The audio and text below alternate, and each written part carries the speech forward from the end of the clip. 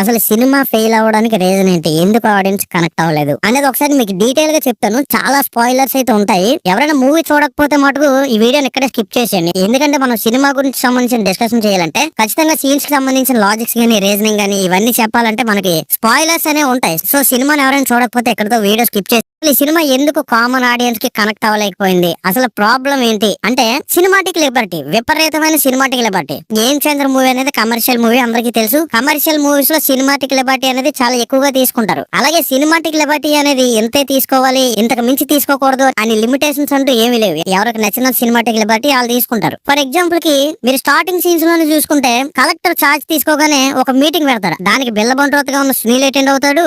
మిగతా RDO, MRO ఈ అధికారులందరూ కూడా అటెండ్ అవుతారు. సో అందులో ఒక అధికారికి మన కలెక్టర్ రానందరూ ఒక ఆర్డర్ వేస్తారు. నేను చెప్పిన ఈ పని మీరు ఎంత సమయంలో పూర్తి చేయగలరని. సో దానికి ఆర్డీఓ రిప్లై ఏమిస్తారంటే, సార్ మీరు చెప్పిన ఈ పని నేను వారం రోజుల్లో పూర్తి చేసేస్తాను అని ఆన్సర్ అయితే ఇస్తాడు. సో అసలు నేను చెప్పిన పని చేయడానికి మీకు వారం రోజులు టైం ఎందుకు? ఇప్పుడు నీ ప్రమోషన్ నేను సంవత్సరం ఆపిస్తానని చెప్పి పక్కన ఉన్న బిల్ల బంట్రోత్ అయిన మన సునీల్కి చెప్తారు కలెక్టర్. ఏమని? ఈ ఆర్డీఓ ప్రమోషన్ ని సంవత్సరం ఆపేమని. సో యాక్చువల్ ఆర్డీఓ అనేవారు పై అధికారి. సో ఆ పై అధికారి ప్రమోషన్ ఆపమని బిల్ల బంట్రోత్ కి చెప్పడం అనేది అది సినిమాటిక్ లిబర్టీ అవ్వచ్చు. కాకపోతే అది నేచురల్ గా ఉండదు. దాంతో పాటు రామ్ చరణ్ గారు ఎలక్షన్ అధికారిగా కూడా మనకి ఈ సినిమాలో చాలా వరకు కనిపించారు. కాకపోతే ఏంటంటే ఎక్కడికైనా వెళ్ళాలంటే జీప్లు ఉన్నాయి, కార్లు ఉన్నాయి, ఇవన్నీ వేసుకుని వెళ్ళొచ్చు. కాకపోతే ప్రతిసారి కూడా హెలికాప్టర్ ని చాలా ఎక్కువ వాడారు సినిమాలో. అంటే వీళ్ళందరూ కూడా సేమ్ సిటీలోనే ఉన్నారు, అందరూ వైజాగ్ లోనే ఉన్నారు. కాబట్టి ప్రతిసారి ఆ హెలికాప్టర్ ఎందుకు అన్ని సార్లు వాడడం? ఏదో మనం బైక్ సైకిల్ తీసినట్టు చాలా సార్లు అయితే ఆ హెలికాప్టర్ ని వాడుతుంటారు. సో ఈ సినిమాటిక్ లిబర్టీ పేరుతో ఇలాంటివన్నీ చేస్తే ఆడియన్స్ అంత కరెక్ట్ అవ్వలేరు. అలాగే సినిమాలో స్టోరీ కోసం డైరెక్టర్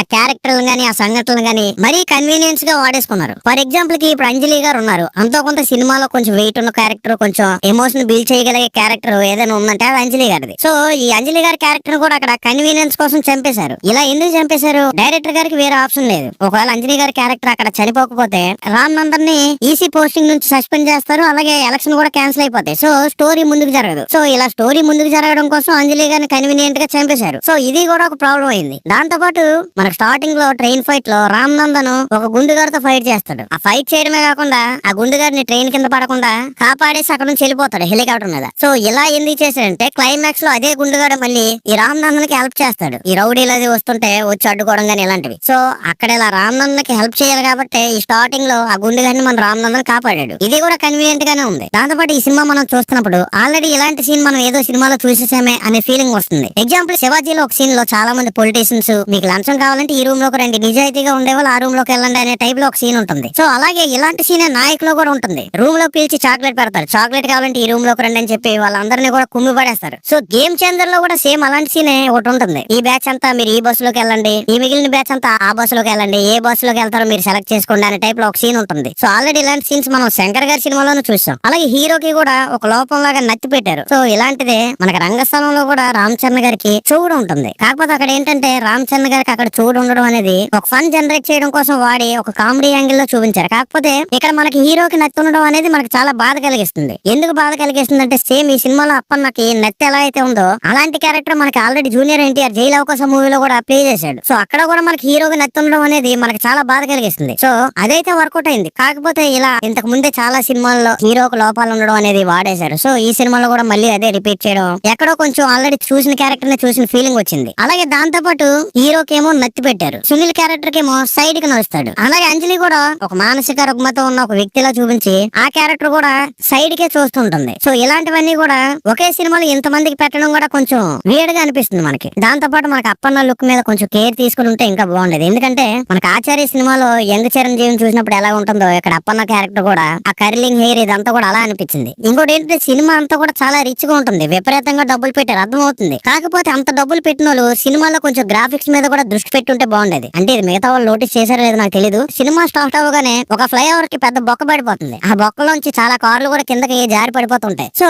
ఆ కార్లు కిందకి జారి పడిపోతుండడం కూడా ఆ గ్రాఫిక్స్ అయితే కూడా ఎందుకో కానీ చాలా చీప్ గా ఉంటుంది. అంత డబ్బు పెట్టి కూడా అలాంటి చీప్ గ్రాఫిక్స్ ఎందుకు వాడారు అనేది అర్థమవుతుంది. ఇంకొకటి ఏంటంటే గేమ్ చేంజర్ కి సంబంధించిన ట్రైలర్ లో మనకి ఐపీఎస్ క్యారెక్టర్ ని కొంచెం హైలైట్ చేసి చూపించారు. సో ఆడియన్స్ అందరూ కూడా ఈ ఐపీఎస్ క్యారెక్టర్ కోసం చాలా ఎక్స్పెక్ట్ చేశారు. సినిమాలో కొంచెం స్పేస్ ఉంటది ఐపీఎస్ క్యారెక్టర్ కి, ఈ ఐపీఎస్ క్యారెక్టర్ తో కూడా కొంచెం స్టోరీ ఉంటది, ఇలాంటిదంతా ఎక్స్పెక్ట్ చేశారు. బట్ సినిమాలో మీరు చూసుకుంటే ఈ ఐపీఎస్ ఐపీఎస్ క్యారెక్టర్ ఒకటి రెండు సీన్లే ఉంటాయి, పెద్ద స్కోప్ ఏమి ఉండదు. అసలు ఐపీఎస్ క్యారెక్టర్ ని పెట్టినా పెట్టకపోయినా స్టోరీలో అసలు ఏమీ మారదు. అలాంటప్పుడు ఇది ఎందుకు పెట్టారనేది అర్థం అవదు. కొన్ని పెట్టిన వాళ్ళు ఆ క్యారెక్టర్ కి అంత స్కోప్ ఉండేలా చూసుకోవాలి. ఫర్ ఎగ్జాంపుల్ ఈ సినిమాలో ఫస్ట్ హాఫ్ అంతా కూడా ఈ లవ్ సీన్లు, ఆ ఫన్ జనరేట్ చేయడం ఇలాంటివన్నీ కూడా ఎక్కువ పెట్టి స్టోరీని అంతా కూడా లాగ్ చేశారు. ఇంటర్వెల్ ఒక 15 మినిట్స్ ముందు వరకు కూడా స్టోరీ అంతా కూడా ముందుకు అసలు జరగదు. సో మీరు ఆ లవ్ ట్రాక్ ను కొంచెం తగ్గించుకొని స్టోరీని కొంచెం ఐపీఎస్ క్యారెక్టర్ కోసం డెవలప్ చేసి కొంచెం ఐపీఎస్ క్యారెక్టర్ కి ఎలివేషన్స్ అవి ఇచ్చుంటే ఆడియన్స్ కొంచెం కనెక్ట్ అయ్యేవాళ్ళేమో. సో అది కూడా దెబ్బేసిందని చెప్పొచ్చు. దాంతో పాటు ఇంకేంటంటే ఈ సినిమాలో ట్విస్ట్లు టర్న్లు అంటే మనకు పోకిరి సినిమాలో క్లైమాక్స్ లో హీరో పోలీస్ అని తెలిస్తే ఎలా ఉంటది, సో ఆ టైప్ ట్విస్ట్లు ఈ సినిమాలో ఒక 2-3 ఉంటాయి. కాకపోతే మనం ఆ ట్విస్ట్ ని ఎగ్జాక్ట్ గా గెస్ చేయలేకపోవచ్చు. కాకపోతే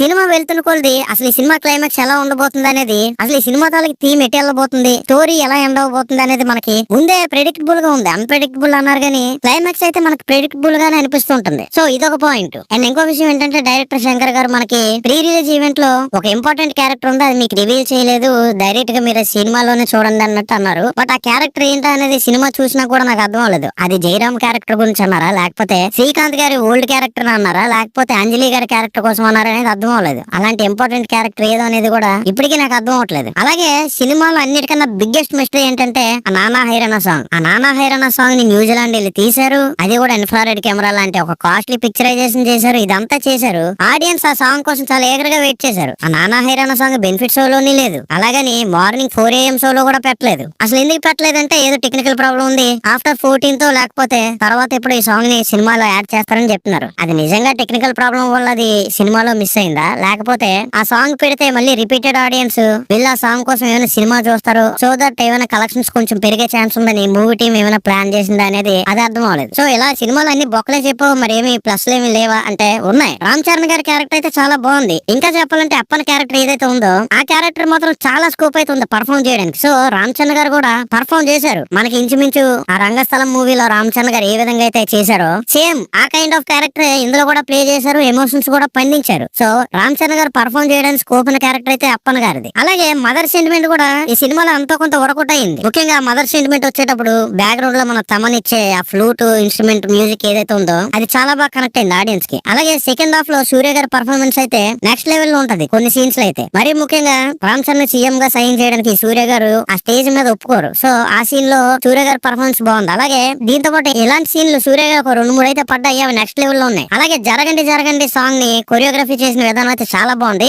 బట్ రామ్ చరణ్ గారి రేంజ్ కి తగిన విధంగా ఆ స్టెప్స్ అయితే లేవు. ఓన్లీ మనం దోప్ సాంగ్ లోనే రామ్ చరణ్ గారి ఫుల్ ఫ్లెడ్జ్డ్ డాన్స్ పర్ఫార్మెన్స్ అయితే చూడొచ్చు. సో ఇది అసలు గేమ్ చేంజర్ మూవీ ఎందుకు వర్కౌట్ అవ్వలేదు, ఆడియన్స్ గానీ ఫ్యాన్స్ గానీ ఎందుకు అంత డిసప్పాయింటెడ్ గా ఉన్నారు గేమ్ చేంజర్ మూవీతో అనేది ఈ వీడియో. ఇంకో విషయం ఏంటంటే ఈ మధ్యన ఆడియన్స్ మైండ్ సెట్ కూడా చాలా చేంజ్ అయిపోయింది. ఈ కమర్షియల్ సినిమాలు అనేవి ఆడియన్స్ ని అట్రాక్ట్ చేయలేకపోతున్నాయి. ఏవైనా స్టోరీ బేస్డ్ సినిమాలు గానీ కాన్సెప్ట్ బేస్డ్ సినిమాలు ఇలాంటివన్నీ కూడా ఆడియన్స్ ని అట్రాక్ట్ చేయగలుగుతున్నాయి. లైక్ తమిళ మూవీస్ గానీ మన మలయాళం మూవీస్ లో గానీ ఈ కాన్సెప్ట్ బేస్డ్ మూవీస్ ఉంటాయి. అవేమి పెద్ద రిచ్ గా ఉండవు. అలాగే కోట్లు పెట్టి ఆ సినిమాలు కూడా తీసారు మనకి. సో వీడియో నచ్చితే లైక్ చేసి మన ఛానల్ సబ్స్క్రైబ్ కూడా చేయండి.